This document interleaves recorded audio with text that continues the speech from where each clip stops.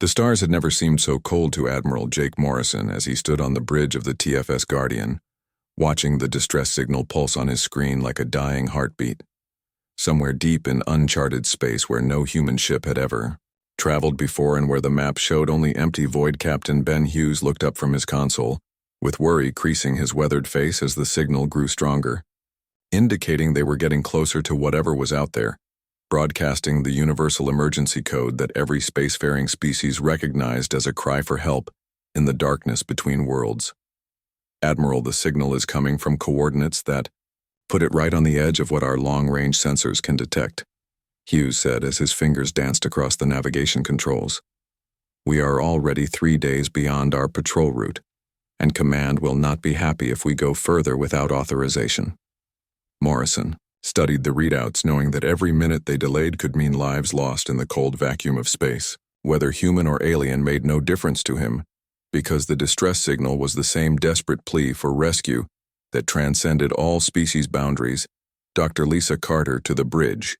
He called through the ship communication system, and within moments the chief xenobiologist arrived with her usual calm demeanor. Despite being woken from sleep, her dark hair pulled back hastily as she took in the tension filling the bridge. "What do we have, Admiral?" she asked while moving to the sensor station where Lieutenant Amy Brooks was running continuous scans of the area ahead, trying to pierce through the cosmic interference that made long-range detection so difficult in this region of space. "Unknown vessel in distress approximately 6 hours at maximum speed," Morrison replied. "The signal pattern is not in our database, which means we are looking at first contact with a new species, assuming anyone is still alive when we get there."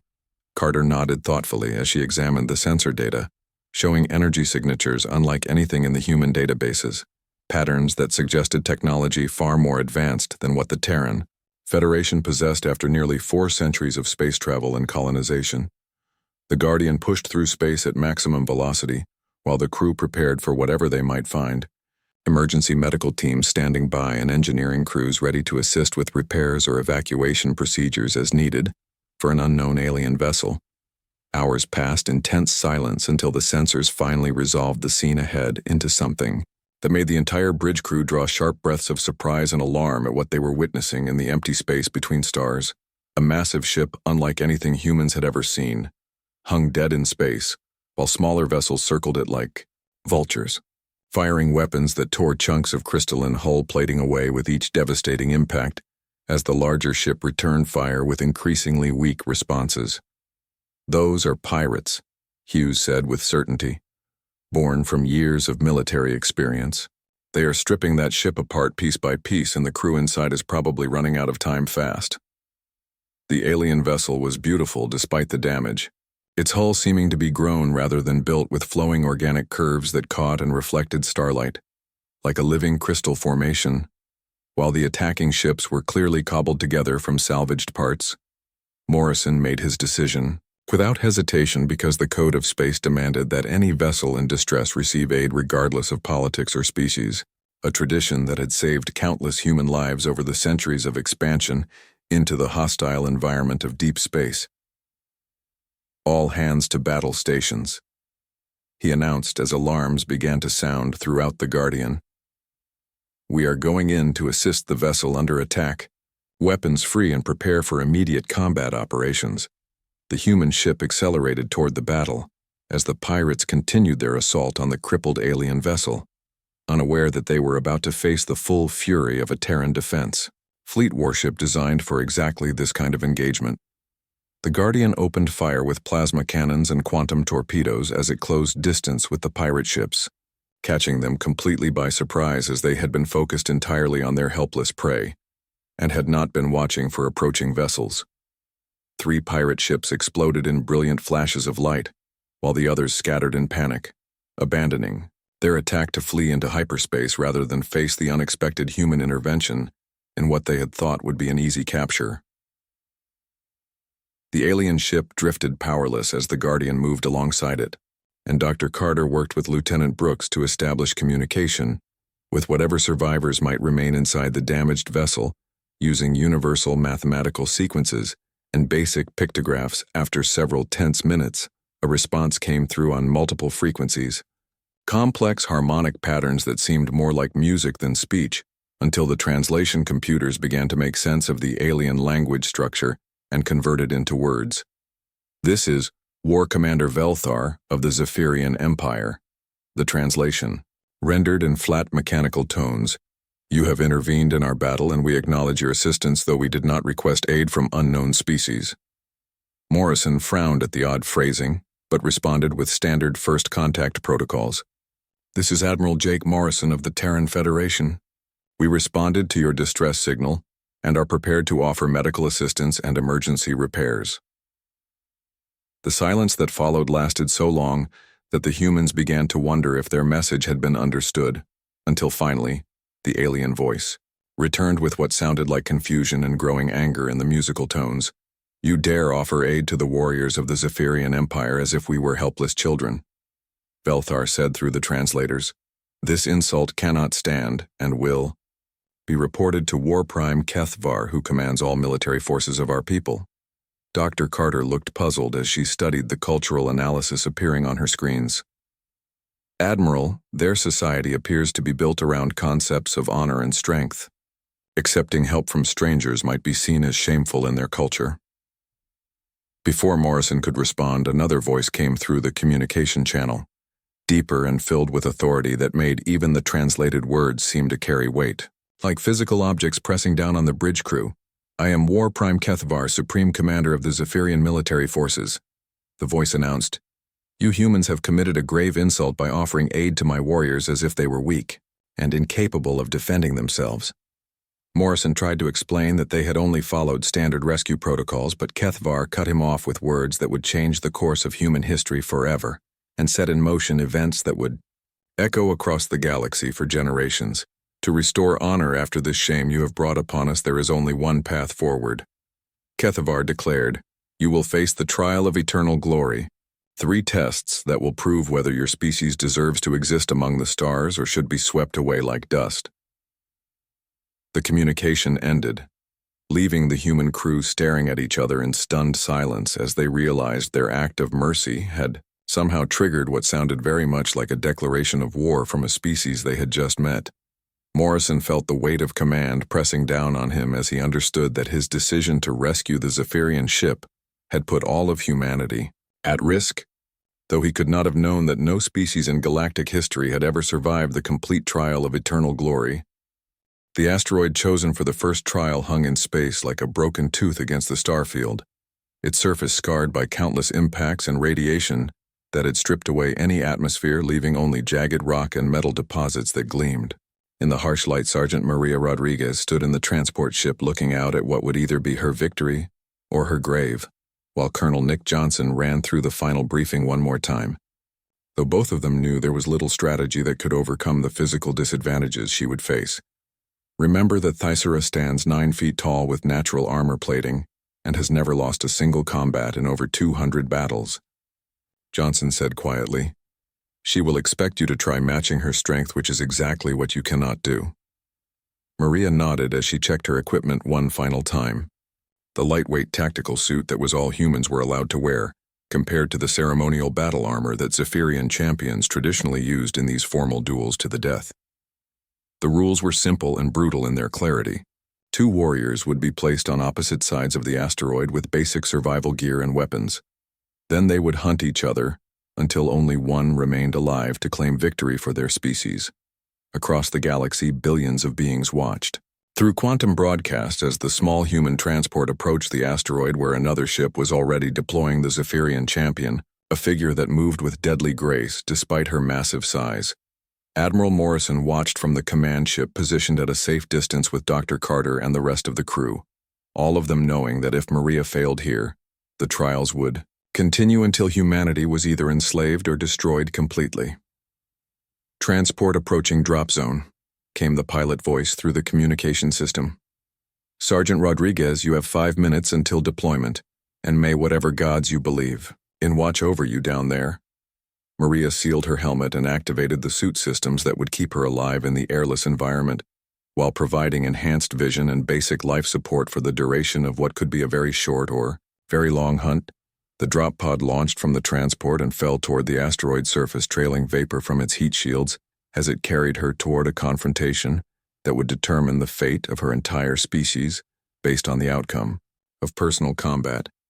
She hit the surface hard but rolled with the impact as her training had taught her, immediately moving away from the landing site because staying in one place too long was a sure way to die when facing an opponent with superior senses. The asteroid was larger than it had appeared from space, with deep canyons and towering rock formations that created a maze of hiding places and potential ambush sites where either warrior could gain advantage through careful positioning. Through her suit radio, she could hear the communications from orbit as Dr. Carter provided updates on Tessara position using long-range sensors. Though the Zephyrian was also receiving similar support from her own people, "Target is moving toward your position from the North Ridge," Carter reported. She appears to be following a direct path rather than using stealth approaches, which suggests confidence in her abilities. Maria smiled grimly because confidence could be turned into a weakness if she played this correctly, drawing the larger opponent into terrain where size and strength would matter less than speed and cunning. She moved through the rocky landscape like a ghost, using every piece of cover available while setting small charges from her demolition kit at strategic points that could be triggered remotely if the situation called for environmental modification. The first glimpse of her opponent came 3 hours into the hunt, when Tessara appeared on a ridgeline silhouetted against the stars, her crystalline armor catching light from the distant sun as she surveyed the terrain below. The Zephyrian was magnificent and terrifying at the same time, moving with fluid motion that spoke of perfect body control while her helmet sensors swept back and forth seeking any sign of human presence. Maria waited in a crevice until Tessara moved on, then began following at a safe distance, learning her opponent patterns and looking for weaknesses that might be exploited during the inevitable confrontation. For 18 hours they played this deadly game of cat and mouse across the asteroid surface, with each warrior trying to gain advantage while the galaxy watched and waited for the violence that would determine which species had earned the right to continue existing. The turning point came when Maria realized that Tessara was herding her toward a specific area where the terrain would favor the larger warrior, meaning the Zephyrian was not just strong but also tactically intelligent. Instead of being driven into the trap, Maria doubled back through a narrow passage that her smaller size allowed her to navigate, while Tessara would have to go around, giving her the opportunity to set up an ambush. She placed herself in a position where loose rocks could be brought down with carefully placed charges, while Tessara would be forced to move through a narrow choke point that limited her mobility. Advantage hours passed in tense waiting until finally the Zephyrian appeared, moving carefully through the passage, while her sensors swept for any sign of her elusive human prey, who had somehow vanished from the expected route. Maria triggered the first charge, bringing down a shower of rocks that forced Tessara to dodge while revealing her exact position, then triggered 2 more charges that filled the air with debris and dust that confused the alien sensors. The Zephyrian warrior roared with fury as she realized she had been outmaneuvered and began moving toward Maria's position with deadly intent, her natural armor protecting her from the falling rocks that would have crushed a human combat. Was joined as Tessara reached Maria's hiding spot and swung a massive crystalline blade that would have cut a normal person in half. But Maria was no longer where the strike was aimed. She had rolled away at the last instant and came up with a monomolecular cutting tool that sliced through Tessara's armor like it was made of paper, drawing first blood in the contest that had the galaxy holding its breath. The Zephyrian stumbled backward in surprise because nothing should have been able to penetrate her natural defenses so easily, while Maria pressed her attack with desperate fury, knowing she might not get another chance. For the next 6 hours they fought across the asteroid surface as Tessara's strength and reach battled Maria's speed and unpredictable tactics, with both warriors taking damage that would have stopped lesser beings. The end came when Maria appeared to make a mistake that left her trapped in a dead-end canyon with nowhere to run, as Tessara moved in for the killing blow, raising her weapon high above her head. But the mistake had been deliberate as Maria triggered the largest charge she had prepared, bringing down half the canyon wall in an avalanche that buried both warriors under tons of rock and debris. When the dust settled, only one figure emerged from the rubble, bloodied and barely conscious but still alive as she raised her fist toward the stars in victory, while across the galaxy billions of beings watched in stunned silence. Maria Rodriguez had done the impossible by defeating a Zephyrian champion in single combat, proving that humans were not the weak species that everyone had expected them to be when this trial began. Admiral Morrison felt pride and relief wash over him as he watched the rescue ships move in to collect their victorious champion, knowing that they had won the first trial, but also knowing that 2 more tests awaited them. The galaxy had taken notice of humanity now, and word was already spreading that the newcomers had achieved something that no one had thought possible, setting the stage for trials that would be even more difficult. War Prime Kethvar watched the human victory with growing respect, tinged with anger because no species should have been able to defeat his finest warrior, meaning these humans were more dangerous than they appeared. The Nexus system stretched before Admiral Kate Sullivan like a 3-dimensional maze of gravitational chaos, where asteroid fields danced between gas giants and stellar radiation created interference patterns that made sensor readings unreliable. At best, 50 Zephyrian warships moved through space in perfect formation, like predators stalking their prey, while 12 human vessels seemed tiny by comparison, outnumbered and outgunned by an enemy that had ruled the stars for 10,000 years. Commander Ryan Davis stood on the bridge of the TFS Intrepid watching the enemy fleet approach, with the calm focus of a man who had accepted that today might be his last day alive but was determined to make it count for something.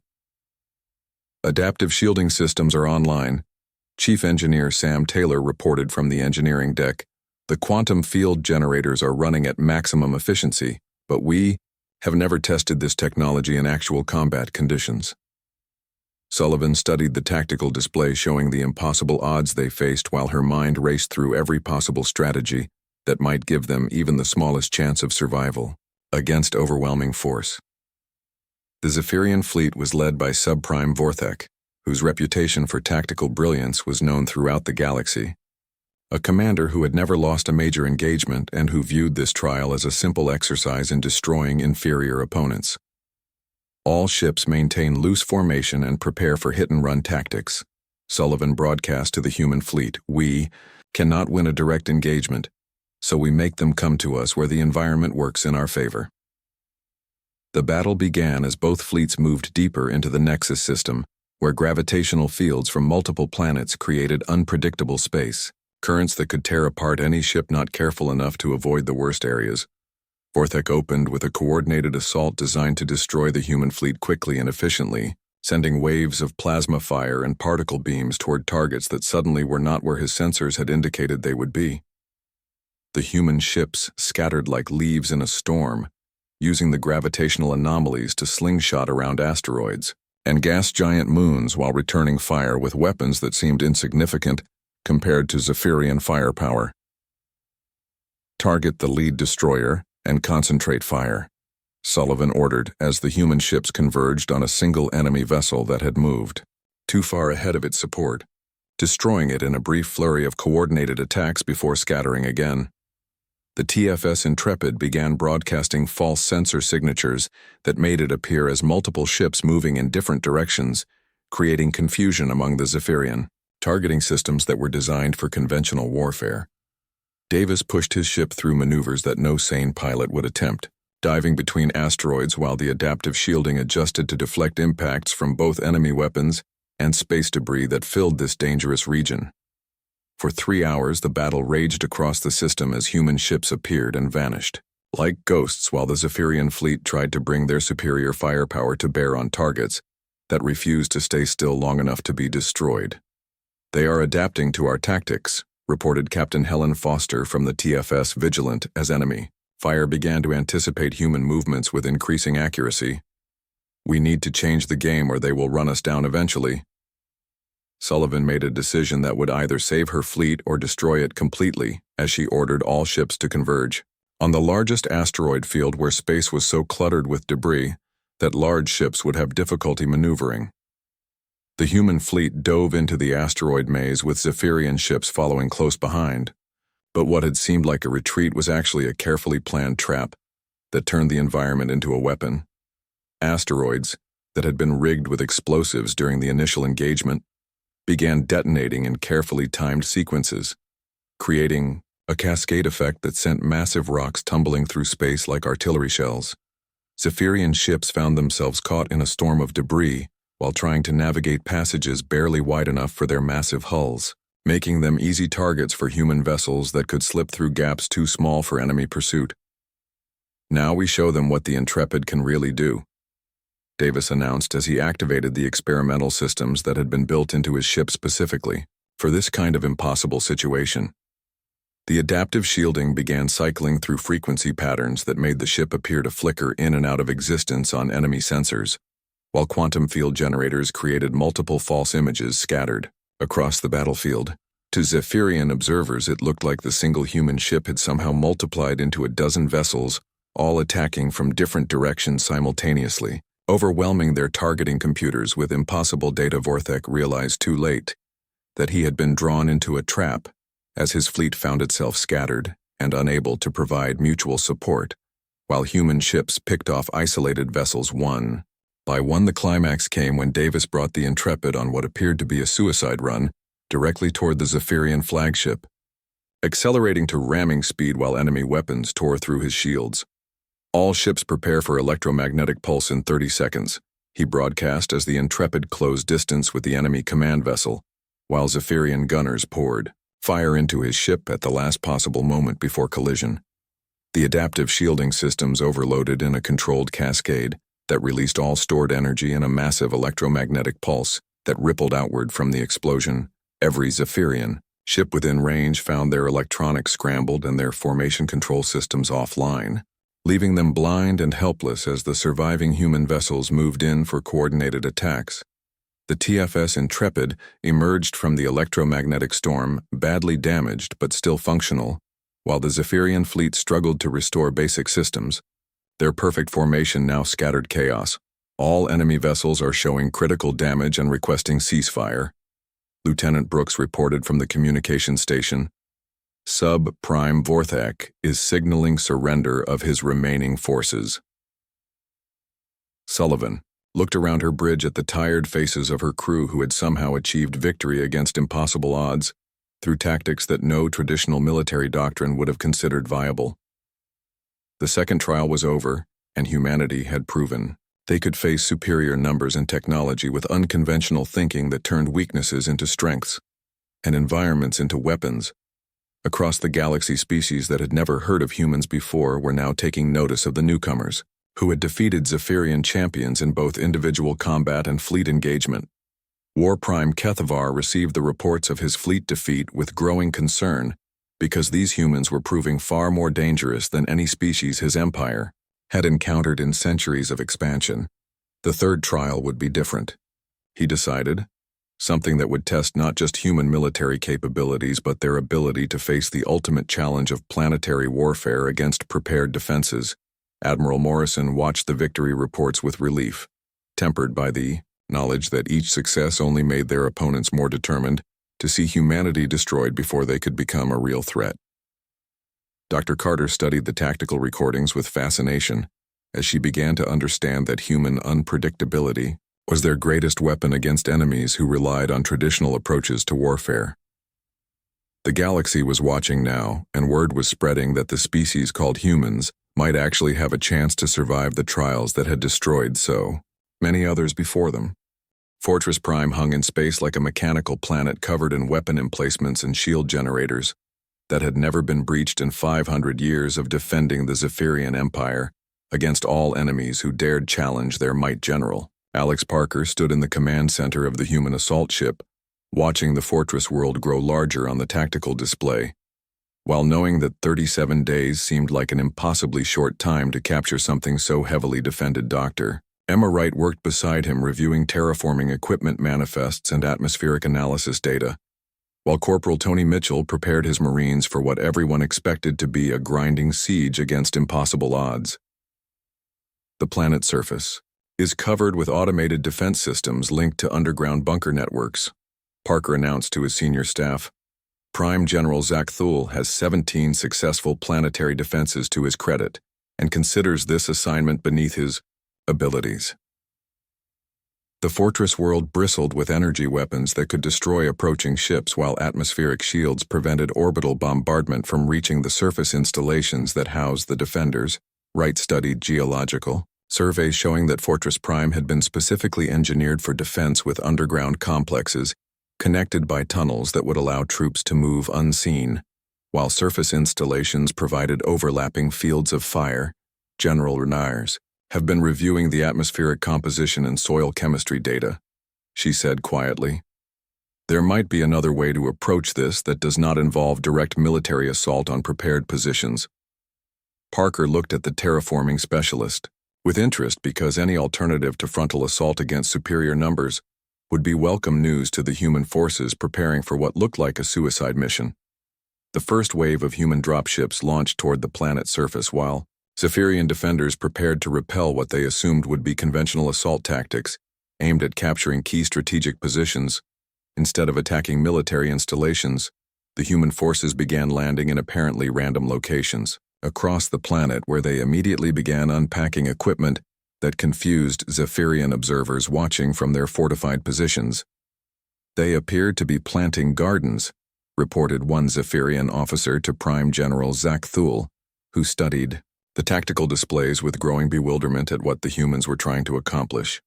Wright supervised teams of specialists who scattered across the planet's surface, carrying containers filled with Earth organisms carefully selected for their ability to adapt to alien environments and modify atmospheric conditions. Bacteria designed to process specific chemical compounds began spreading through the soil, while modified plants took root in areas where human forces had established small defensive perimeters around their strange agricultural operations. The humans have lost their minds, Zach Thule declared to his staff officers. They are trying to farm on a military fortress while my weapons prepare to destroy them all. Days passed as Zephyrian forces waited for the expected human assault on their defensive positions while the invaders continued their mysterious planting operations across increasingly large areas of the planet's surface. The first signs that something unusual was happening came when automated defense systems began reporting sensor malfunctions and targeting errors that seemed to be growing worse with each passing day. Wright monitored atmospheric readings that showed her carefully chosen organisms were beginning to alter the chemical composition of the air around Fortress Prime in ways that would eventually make the planet uninhabitable for Zephyrian physiology. The bacteria are producing oxygen compounds that interfere with their respiratory systems, she explained to Parker. While the plants are releasing atmospheric agents that corrode their technological systems, Zach Thule finally realized that the humans were not planning a conventional military assault when his underground bunkers began reporting equipment failures caused by atmospheric contamination seeping through ventilation systems. Impossible, he said as damage reports flooded in from across the fortress world. They are poisoning our planet with biological warfare, disguised as farming operations. The Zephyrian commander launched desperate counterattacks aimed at destroying the human terraforming sites before the atmospheric changes could reach critical levels that would force evacuation of the entire fortress. Marines dug in around their agricultural installations and fought with the determination of people defending their crops, while modified Earth organisms continued spreading across the planet like a biological invasion. 2 weeks into the siege, atmospheric conditions had changed enough that Zephyrian equipment began failing on a massive scale, while their troops required environmental suits to operate outside their sealed bunkers. The fortress is becoming uninhabitable for our species, reported Zach Thule, chief science officer. The humans have introduced organisms that are terraforming the entire planet to suit their biology rather than ours. Wright watched her readings with satisfaction as soil chemistry shifted toward Earth-normal conditions, while atmospheric oxygen levels rose to points that would eventually become toxic for Zephyrian physiology. The final assault came when Zach Thule led his remaining forces in a desperate attack on the main human terraforming center, determined to stop the biological transformation before it became irreversible. Corporal Mitchell and his Marines met the Zephyrian assault with concentrated firepower, while behind them the terraforming equipment continued its work of reshaping an entire world to human specifications. They are trying to reach the atmospheric processors, Mitchell reported as his troops fell back through defensive positions. We need to buy the science teams more time to complete the atmospheric conversion, the Battle raged for 6 hours as Zephyrian forces pushed forward with desperate fury while human defenders gave ground slowly, making their enemies pay for every meter gained toward the terraforming installations. When the fighting ended, Zakthul found himself standing among the wreckage of equipment that had already completed its work, having transformed Fortress Prime into a world where humans could breathe freely while Zephyrians required life support. "You have not conquered this fortress," he told Parker, as Zephyrian forces surrendered their weapons. "You have stolen it by making it uninhabitable for the rightful owners." Parker looked around at a planet that now supported Earth vegetation, under an atmosphere that smelled like home, while Zephyrian defenders prepared for evacuation to ships that could no longer support them on the surface. "We did not come here to conquer your fortress," he replied quietly. "We came here to prove that warfare is not always about destroying your enemies, but sometimes about changing the conditions that make conflict necessary." The third trial was complete, and humanity had demonstrated capabilities that went far beyond conventional military thinking, showing that they could reshape entire worlds to suit their needs rather than adapting to existing conditions. Across the galaxy, species watched in amazement as reports spread of the humans who had won a planetary siege by growing gardens, instead of fighting battles, proving their abilities extended beyond simple combat prowess. War Prime Kethvar received the surrender reports with emotions that mixed respect with growing fear, because these humans were demonstrating capabilities that threatened the very foundations of Zephyrian military doctrine. Dr. Carter studied the terraforming data with fascination, as she realized that humanity had just proven their ability to make any world into Earth, giving them advantages that no other species possessed in the long term. The trials were supposed to be complete now, but Kethvar knew that allowing these humans to continue existing would eventually threaten Zephyrian dominance throughout the galaxy, leaving him with only one possible response. Admiral Morrison celebrated with his crew as they received confirmation that all 3 trials had been completed successfully, not knowing that their victories had actually triggered something far worse than any official trial. War Prime Kethvar stood before the assembled leaders of the Zephyrian Empire as he delivered news that would change the course of galactic history forever, his crystalline features reflecting the cold light of distant stars. "The humans have completed all 3 trials," he announced to the gathered War Council, "something that has never happened in 10,000 years of testing inferior species for worthiness to exist among the civilized races." The council chamber fell silent as the implications of this unprecedented achievement sank in, because the trials had been designed to be impossible, and no contingency existed for dealing with a species that actually succeeded.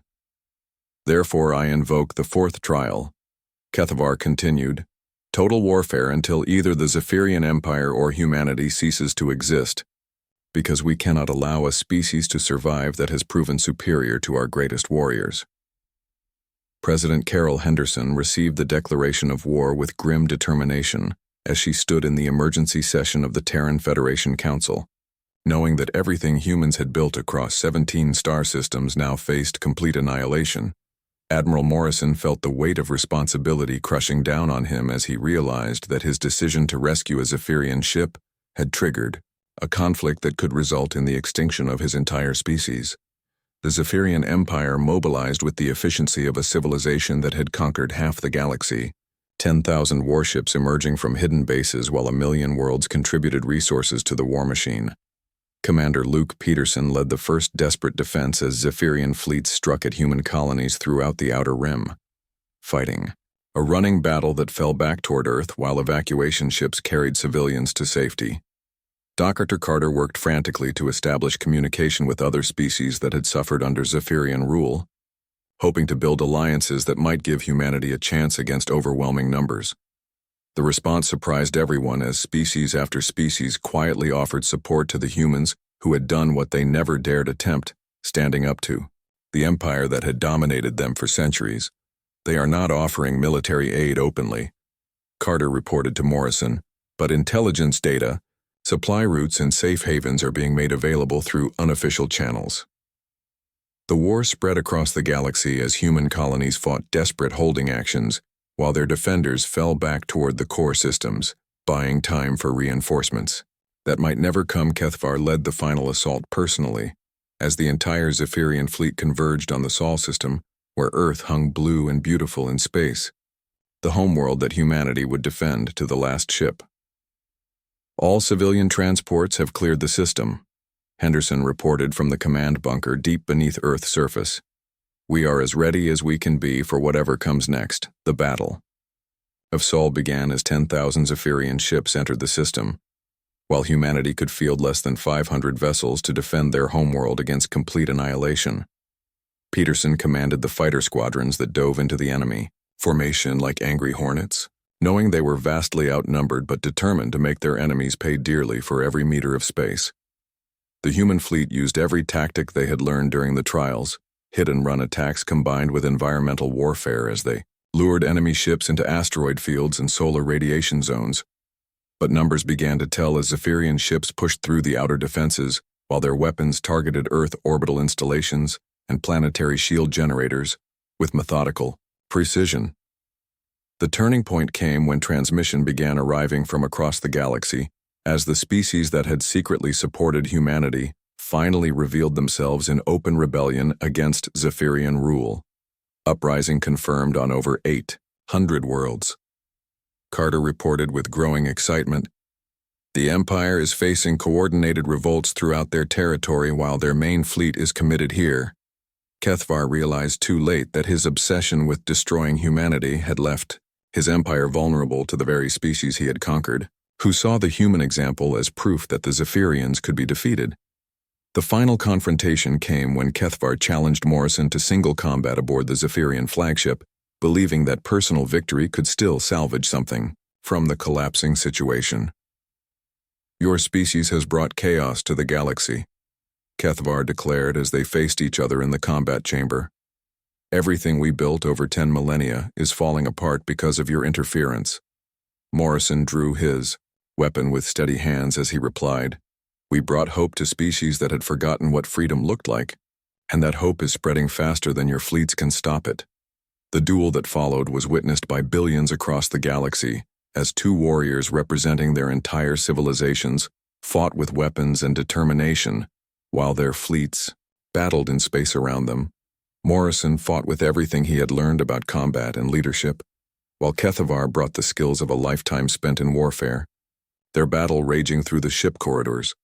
The end came when Morrison used a technique Maria Rodriguez had developed during her trial, turning apparent defeat into victory through unexpected tactics that caught his opponent off guard. Kethvar fell with honor intact, but his empire crumbling around him as revolt spread to every corner of Zephyrian space, while their military forces found themselves fighting on 1,000 fronts.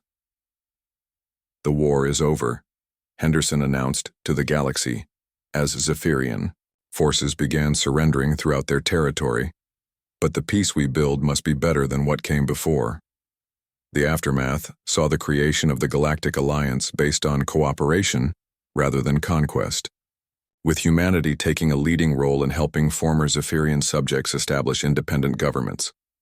100 years later, children of dozens of species learned in school about the humans who faced impossible odds and won not through superior strength but through the courage to stand up for what was right. Statues of Maria Rodriguez, Kate Sullivan, Alex Parker, and the other heroes stood on worlds throughout the galaxy, while their example inspired new generations to believe that no challenge was truly impossible. The war had indeed made humanity eternal in legend, but not as conquerors who ruled through fear, but as liberators who proved that freedom was worth fighting for no matter what the odds. Morrison lived to see the galaxy transformed from an empire built on domination into an alliance based on mutual respect, knowing that his species had earned their place among the stars. The final irony was that Kethvar had been right about one thing. The trials had proven which species deserved to survive and prosper. But the answer had not been what anyone expected. Humanity endured not because they were the strongest or most advanced, but because they possessed something that could not be measured in weapons or ships, the determination to never surrender hope. The legend spread beyond the galaxy as other civilizations learned of the species that had faced extinction and emerged victorious through courage, creativity, and the refusal to accept defeat in the end. The war that was meant to destroy humanity instead created something far greater. A galaxy where freedom was possible, and where any species could aspire to greatness regardless of their origins.